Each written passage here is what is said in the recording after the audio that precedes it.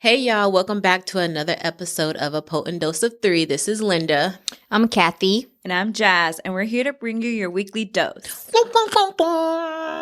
Okay, guys, so this is the second part.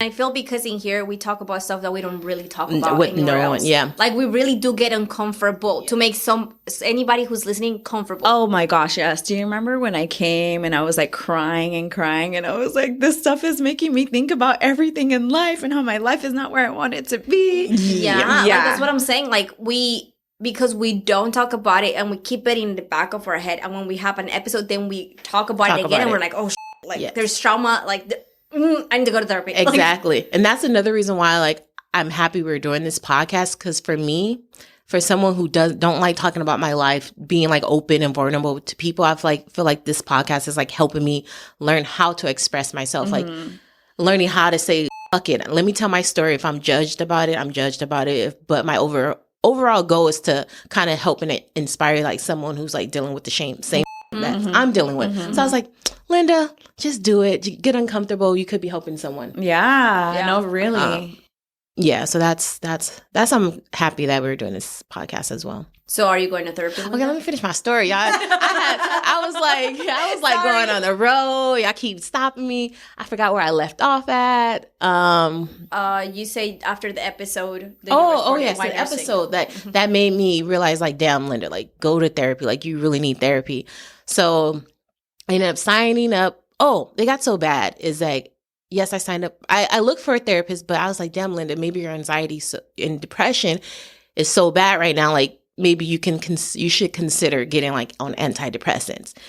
And for me, antidepressants, I feel like in a lot of Black communities, antidepressant, even therapies just look so down upon. Mm-hmm. So someone I look up to, he was like, no, never get on antidepressants. They're so bad. They make you go out of character, blah, blah, blah. Antidepressants just bad, bad, bad, bad, bad. So in my head, that's all I thought about. It's antidepressants not going to help me. It's just going to make things worse. But I had gotten to a point where I was so desperate for, I guess, change. I was like, okay, I'm going to consider antidepressants, and I'm not going to tell anyone in my family. I think I literally only told 4 people: my sister and my friends, Vanessa, Jasmine, and you, Kathy. Mm-hmm. Literally, that's all the people I told that I was even getting on antidepressants. So, and you guys are potent dose. Huh. We are now. Now. And yeah, so y'all, even my family, yes, if you listening, I got on antidepressants. And what?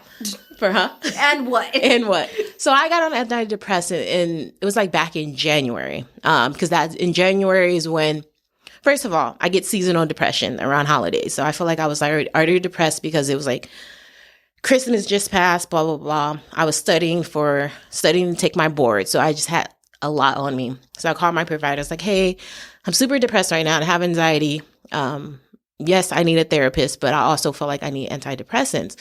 So she put me on antidepressants. She put me on Zoloft, 50 milligrams of Zoloft. Taking the Zoloft, the first maybe 2 weeks, it made me more tired. I just wanted to sleep all day, not do anything. So that eventually, and I felt I was agitated more. So that eventually wore off. And I'm I don't feel anything. I don't feel a difference. I'm still depressed. I still have high anxiety. This shit is not working. And what irritated me with my provider is that she put me on Zoloft, not once checked in on me saying hey, how's this journey going for you? Are you okay? Because with antidepressants, it can put you in a deeper depression. It can bring up things to make people suicidal as well. Right. And that was horrible. It alters your brain chemistry. Yes. Yeah. And thankfully, I'm in healthcare, so I knew how to pay attention to the signs. And properly manage myself. Even when I picked up the medicine, the pharmacist didn't go over the medication.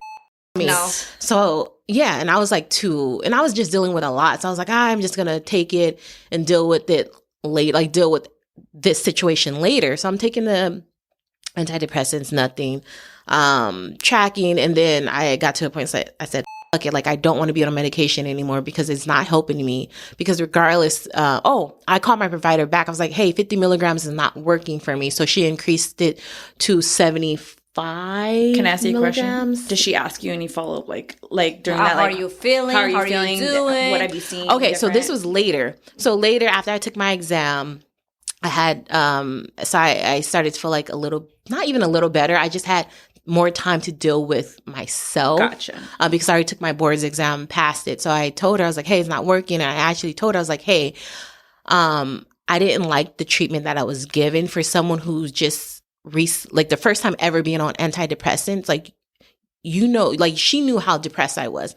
And for you to like throw me on antidepressants and not even check up on me, I was like, that's up. Mm-hmm. And then, good for speaking up though, because a lot of people would be like, this didn't work, I'm never doing this again, and I'm not gonna take, or I'm gonna stop taking it. Yeah. And then that's even worse because Solof is not a medication you could just stop taking just right there and then. No, you need to, like, and then no one told her to. So imagine if she wasn't in healthcare. Yeah, exactly. She wouldn't know how to wean off of it. She would just stop taking it. Exactly. So that's my point. So when I was talking to my providers, I was saying like, I don't like the care that I've been given. I literally did everything myself because I'm familiar with healthcare. And I told her, what about I was a patient that didn't know anything about being on antidepressants, didn't know anything about even what to expect while being on antidepressants. She was like, oh, I didn't realize it, but you're right. Like, I haven't seen you since December, like the end of December, January, when I prescribed the medication. She was like, I don't know why you weren't in my schedule, but like, you're right. And I was like, yeah,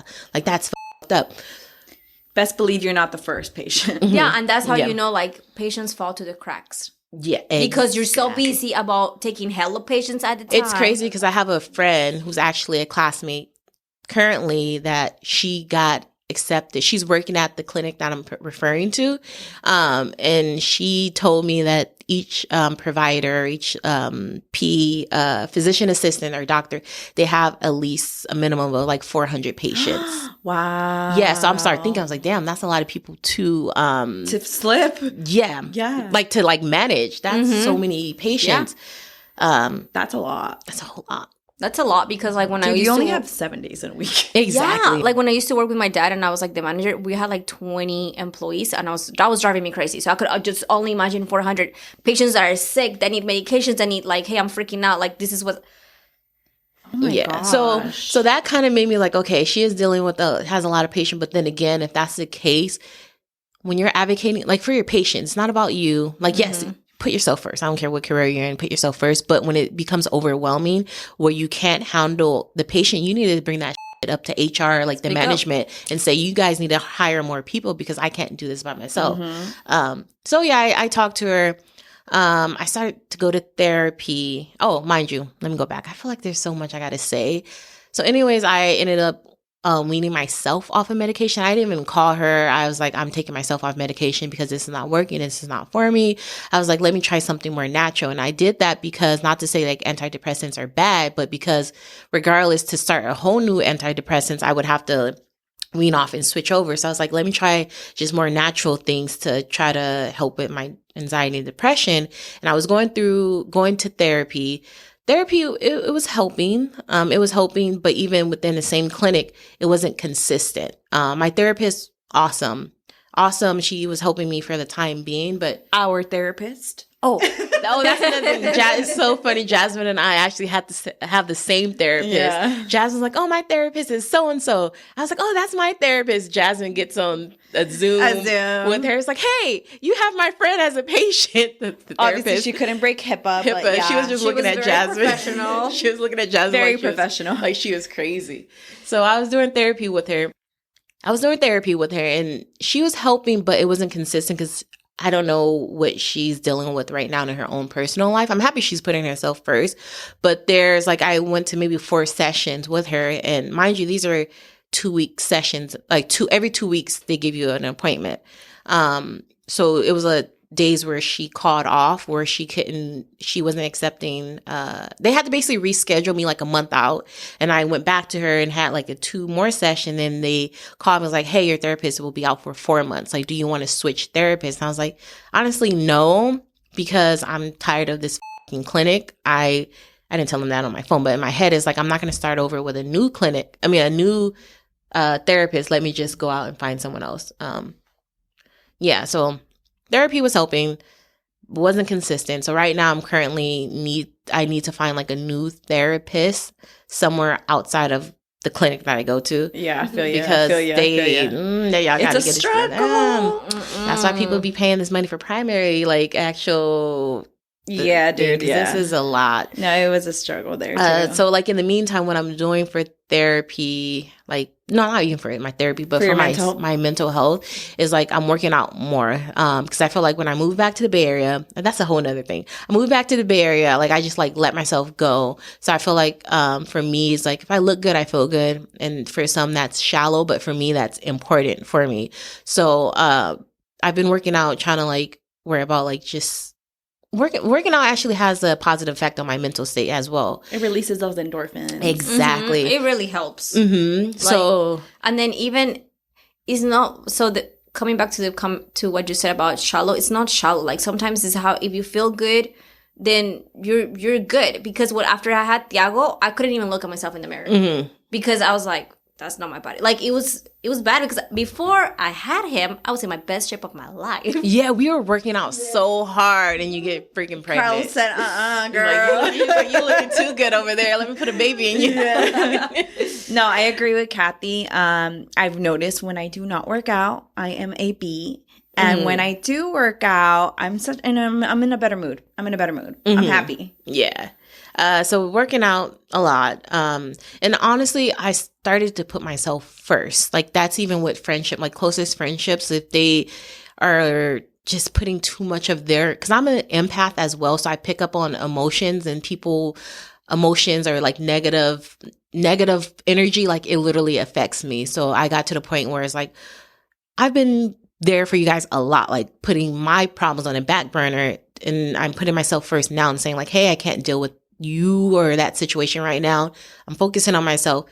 You need to go to therapy. Like I'm not your therapist all the time. It's like you need to go to therapy because right now your energy is starting to affect me. So by me doing that, I feel like that also helped with my own mental mindset, because it's like I don't have my problems and a bunch of other people's problems on me, because I'm starting to say no, like, hey, I can't do that right now. I really love that because like you, I'm a really big empath. So if I'm in a room and I feel a certain energy, I don't mean to, but I pick it up. Like my body picks it up. My mind picks it up. And I let that take over. And so, yeah, that's really good that you put those boundaries because you need to focus on you first. You need them. Always put yourself first. Put your damn self first. And I get you because, like, there are times where I've put those boundaries and I'm like, I'm a terrible friend. You really feel bad. You feel bad. You feel like you're a bad friend and you just feel like a bad friend. But if you're not good, you're not going to be any help to them. And honestly, it's selfish of your friend. Say you have a friend, you tell them like, hey, I'm actually dealing with depression right now. And they're still putting their stuff on you. Like it's fucked up for them. Like you shouldn't feel bad by telling your friend like, hey, I can't deal with it. Because honestly, if your friend knows that you're going through stuff, they shouldn't be looking to you to comfort them. Right. Plus, also, it's not always friends, also family. Yeah.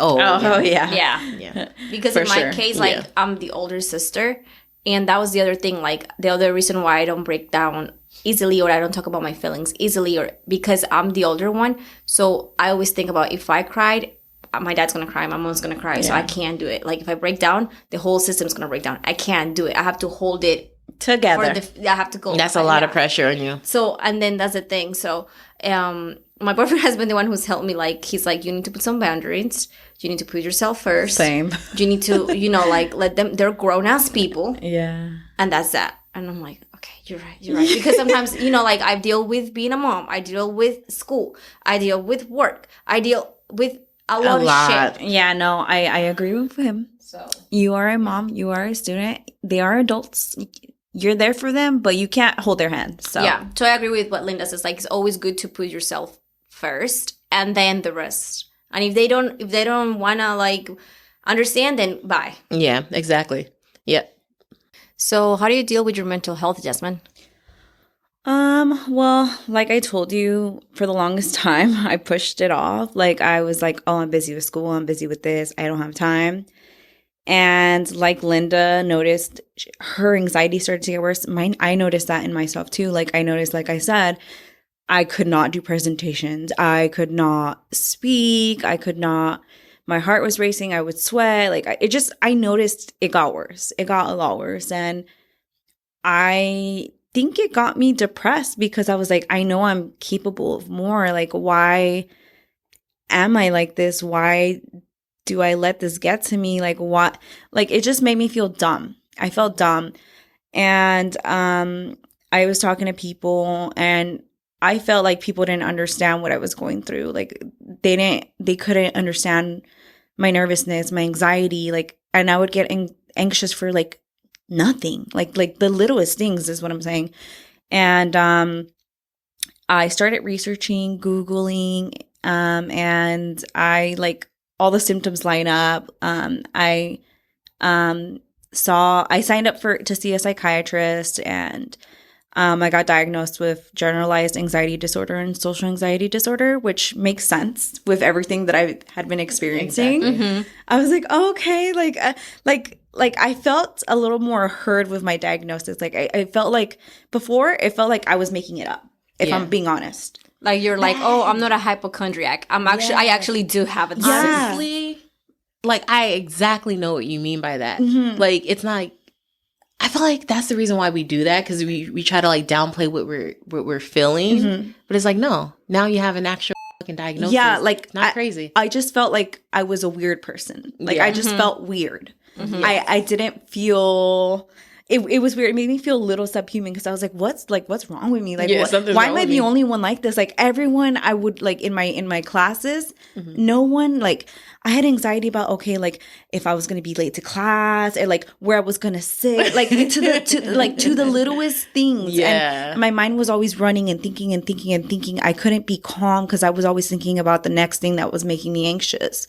So, I mean, come on, imagine how I was like trying to concentrate on my like learning when I was dealing with all these other things that I was thinking about, which is crazy to think about that I even managed that.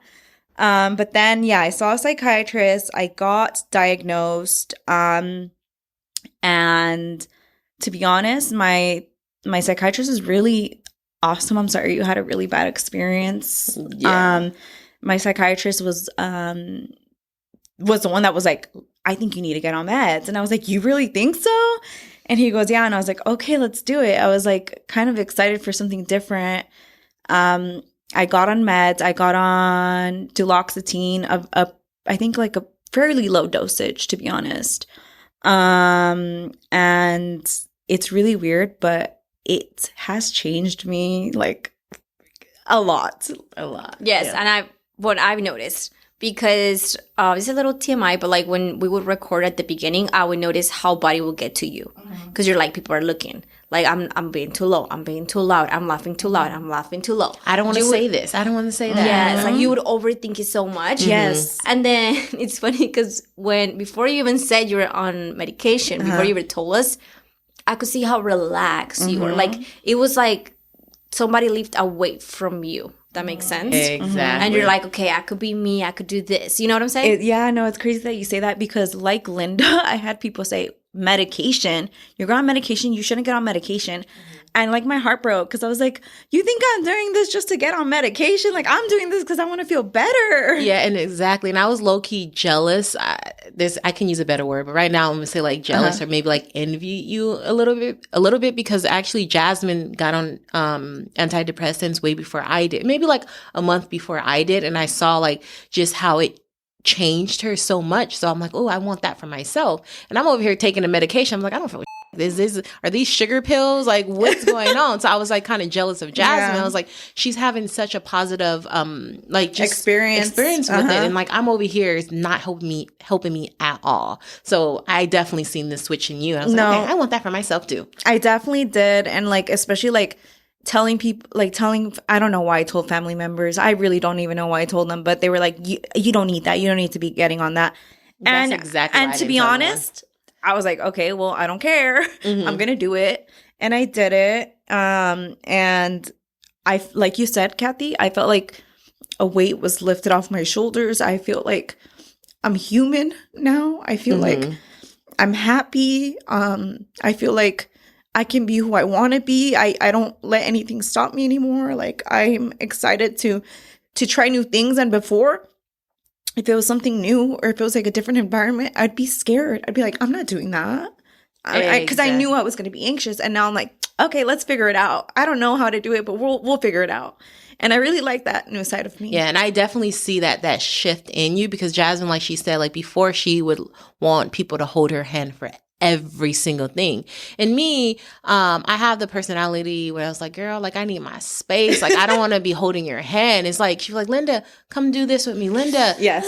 You know, does this sound right? Does this look right? It was like always questioning everything. Yes. For me, I get to the point, it's like, girl, if you don't figure it out on your own. I'm trying to figure out some stuff on my own life. Like you figure it out. Yeah. So I do feel like you being on medication definitely made that switch. Yes, it's a complete. I always tell people, like, I make fun of it now. I'm like, oh yeah, I'm a little nervous, but not really because I'm on meds.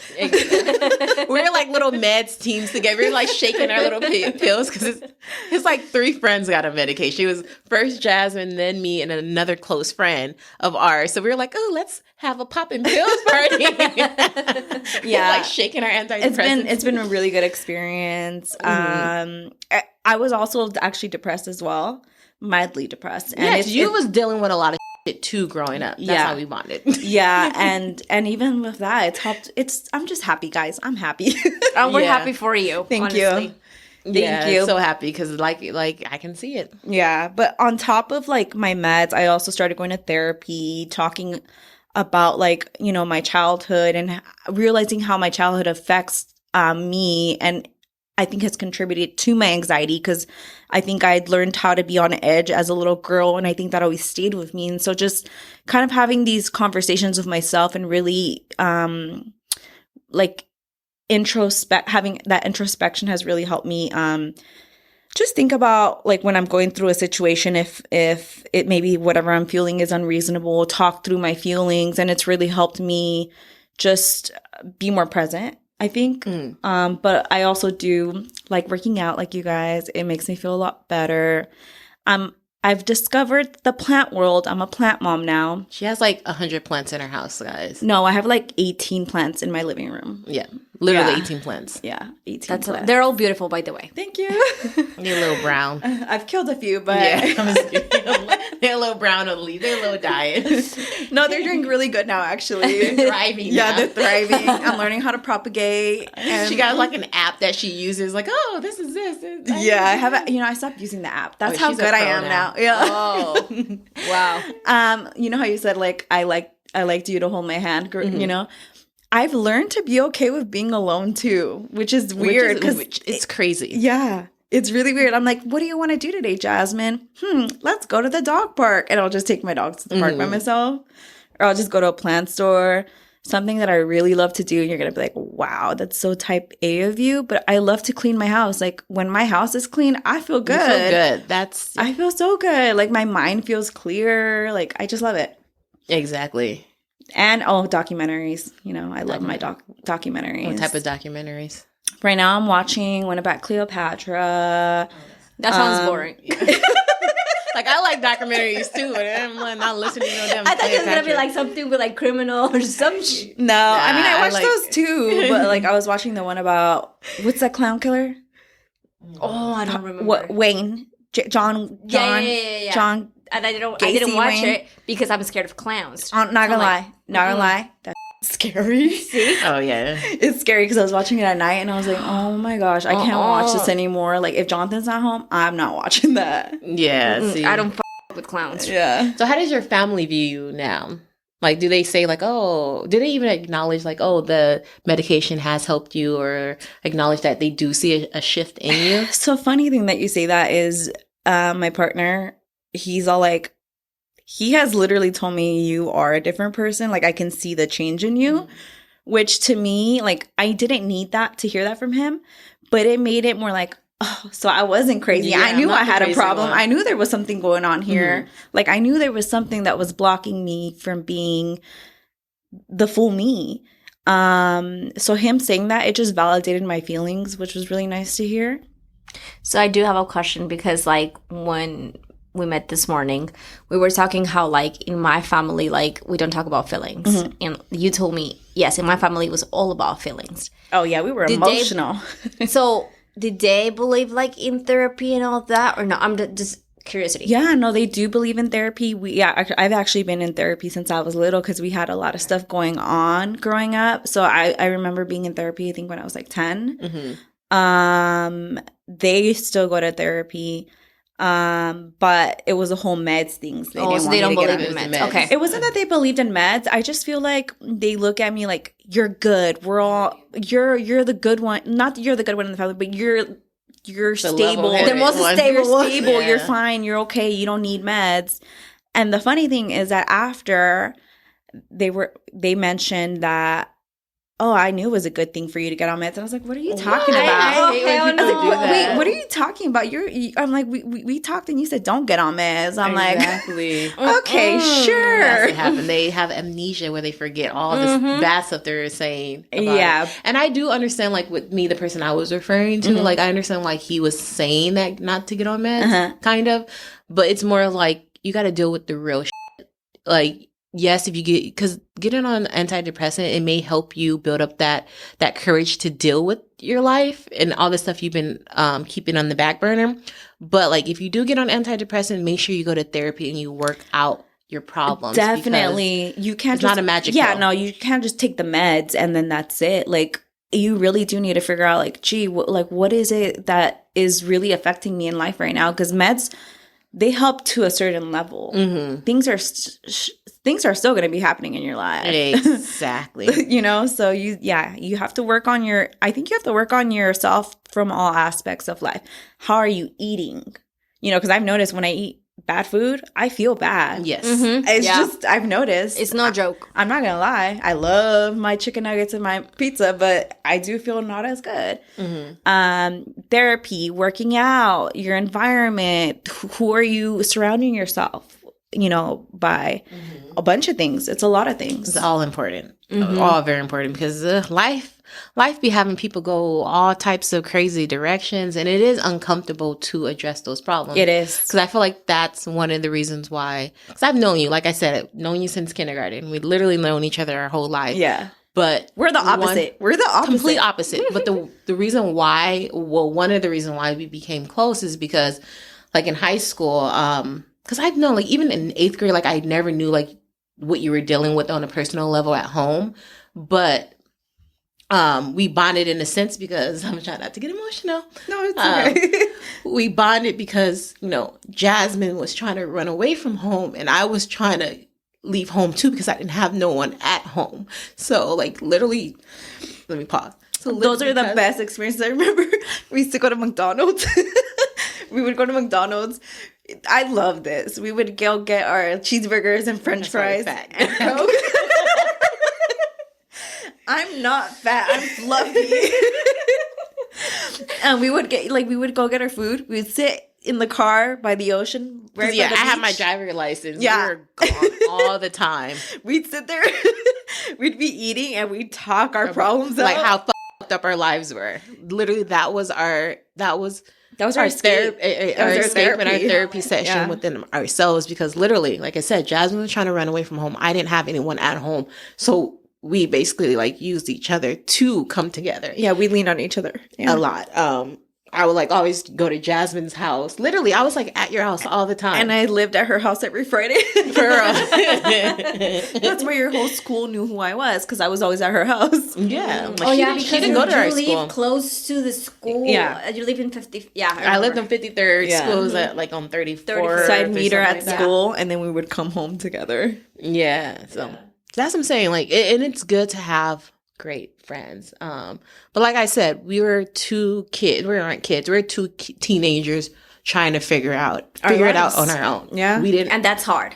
Very hard. Yeah. Because you guys didn't have like tools to help you, And I feel like that's something that schools lack on. Yeah. Mm-hmm. To have like a good, this is your counselor, but is he really going to help? Like, have somebody there for the students for their mental health. Okay. Yeah. Let me backtrack. I know I mentioned that undergrad was the first time I went to therapy, but actually, no, it was at St. Liz. So we did have a St. Liz therapist. This is the first time I heard of this shit. Yes, we had a therapist there. And the reason why I know is because when I lost my mom, I was like super depressed. I tried to play it off, but I it was funny because I got to the point, because no one in my family ever recommended therapy. Like, I was in high school. You would think like, hey, maybe you need therapy. No, never brought up. So I got to the point, it's like, hey, Linda, you're not right. Like, you need to reach out for help. So I actually I signed up with a therapist at our school. It was crazy because Miss Brim, because the therapist, she was like, oh, it's funny that you actually walked yourself into my office because your teacher actually said, hey, I think you should talk to this student. So like Miss Brim, she probably don't know, like I know this, but she was one of the... She was advocating for you? Advocating for me, saying like, hey, this student needs someone to talk to. But even though I already went to the therapist, like, hey, I need help. But she was like, oh, I'm happy to see you because I was actually going to pull you out of class because your teacher said like you need to be here. So we did have therapy. But fuck, I didn't know. I'm sorry. You probably didn't know because maybe you weren't like dealing with anything at the time, so you didn't like utilize the services. I know some students were going to see her. So I felt like the students who needed therapy were actually going to see her. So, but yes, I do agree. Therapy and stuff need to be pushed more into schools, like, because you don't know what, from young kids to high school, like, you go through a lot, especially like living in the Bay Area, living in these type of communities. It's a lot of shit that goes on. Oh, for sure. I was actually going to ask, do you know, like, for your school, do they have therapy services? Yes, they do. Is it you come when you want, or is it they're like actually mandated? like 10 sessions free, right? Yeah, that's all like universities. Yeah. I feel like this is the way I feel. They have therapy, but like a lot of people don't use it because I'm busy. I have this going on. I think it needs to be more a part of the curriculum where it's like you need to meet with one at least once a month, or, because that a lot of people are going to not use it. Kathy didn't even know your school had it. Yeah, high school. Oh, yeah. Exactly. No, I know. This school, I know I did, but I don't trust it. But that's just me and my mistrust. See, that was another thing what Jasmine mentioned in the beginning of the episode, like, because you probably don't trust it because, like, you're a student here. They can, like, they know you're real shit. So I would be scared to use it, too. But that's exactly what Jasmine brought up, that service where you can go incognito and speak to a therapist. The anonymous one? Yeah, because don't clock out. Yeah. Yes, because it's like, that's true. It's like, if you work in healthcare, everyone knows each other. Yeah. So I would feel so uncomfortable with sharing my story. Yeah. Because even when I was talking to the therapist, I was telling her, I was like, hey, we're going to cross path. Yeah. Because she's young. I feel like my therapist, we were basically the same age. Like, we're going to cross paths. Well, see, the thing about that is I think you have to be like a current healthcare worker. I'm talking about students right now. Like, as a student, like, I don't know that there is one. I have to look.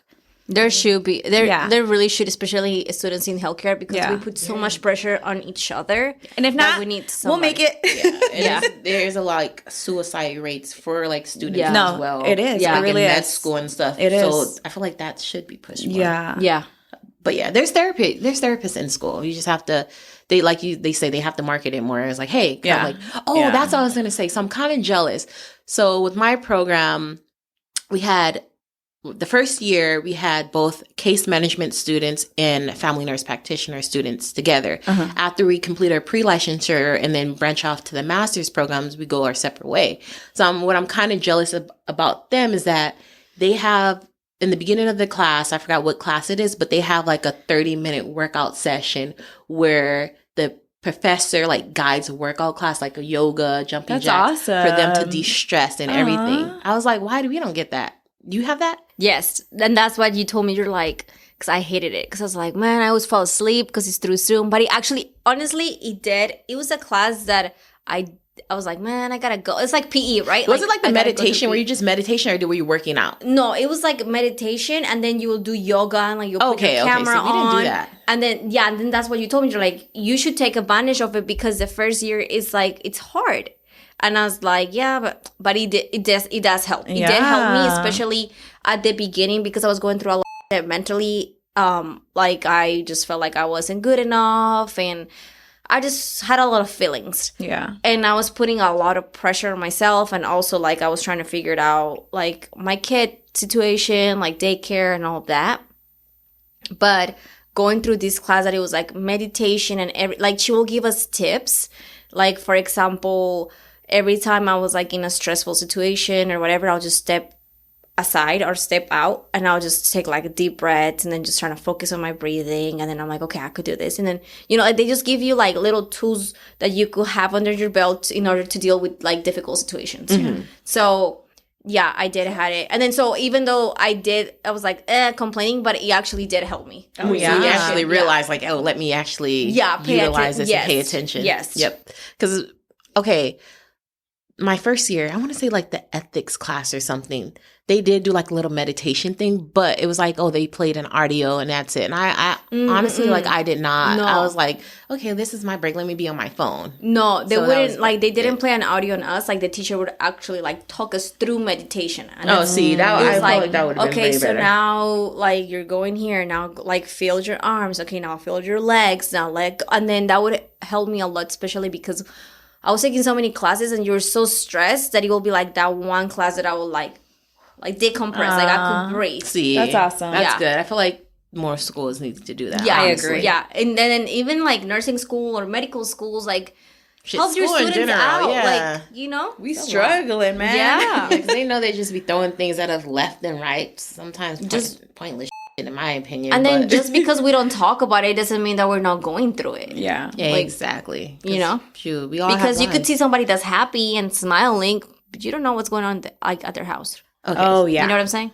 Okay, so I have a question for both of you. You know, just answer how you please.